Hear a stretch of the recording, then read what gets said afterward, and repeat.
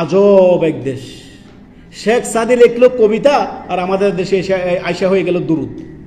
দরুদ ইব্রাহিমের থেকে তাদের গুরুত্বর শেষ নাই। আমাদের দেশে মানুষে জানে যে দরুদ ইব্রাহিম শুধু নামাজের সালাতের ভিতরে পড়তে হবে, এর বাইরে শেখ সাদির বালাকাল উলা বিকামালিহি, কাশাবাদ দুজা বিজামালিহি, হাসানাতু জামিয়া খেসু আলী সল্লু আলা আলী, এই যে শেষ দিকে লাগাই দিল নবীর পরিবেশ সাথে সল্লু আলা আলী, নবীর দুরুদ পড়ো।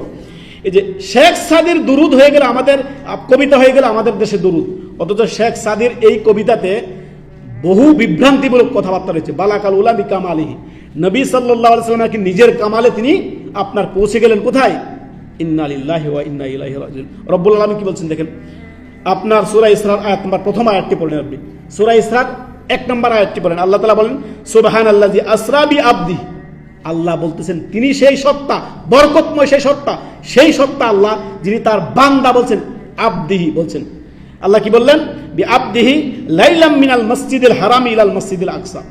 এই যে দেখেন আল্লাহ রাব্বুল আলামিন বললেন যে আমি আমার বান্দা মুহাম্মদ সাল্লাল্লাহু আলাইহি সাল্লামকে বাইতুল্লাহ হারাম থেকে বাইতুল্লাহ আকসা পর্যন্ত আসমানের ইসরা এবং কি মিরাজ, জমিনি এবং আসমানি সফর দুটো কে করিয়েছেন?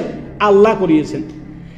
তো শেখ সাদির কবিতার মধ্যে আছে বালাকাল উলা বিকামালিহি, নিজের কামাল দ্বারা, নিজের যোগ্যতায়, নিজের কামাল দ্বারা, নিজের ক্ষমতা তিনি উঠে গেলেন কোথায়?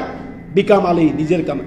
ইন্না লিল্লাহি ওয়া ইন্না ইলাইহি। অথচ এটা আমরা দুরূদ হিসেবে আমরা সবাই আমাদের দেশে জানি। ছোটবেলা দেখছি থেকে আমরা দেখতাম যে আমার দাদারা বা মুরব্বীরা এটা পড়ে, বালাকাল উলা বিকামালিহি, কাসাবাদ দুজা বিজামালিহি, হাসানাতু জামিয়া খেসু আলী সাল্লাল্লাহু আলা ওয়া আলী, সেদিকে আপনার নবীর পরিবারের প্রতি দুরূদ পড়া।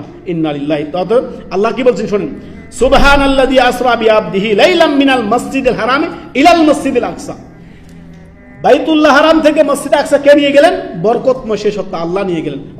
অনরবি, এক ইসলামিক প্ল্যাটফর্ম, সত্যের দিকে চিরশান্তির পথে থাকিতে চায় সবার শীর্ষে।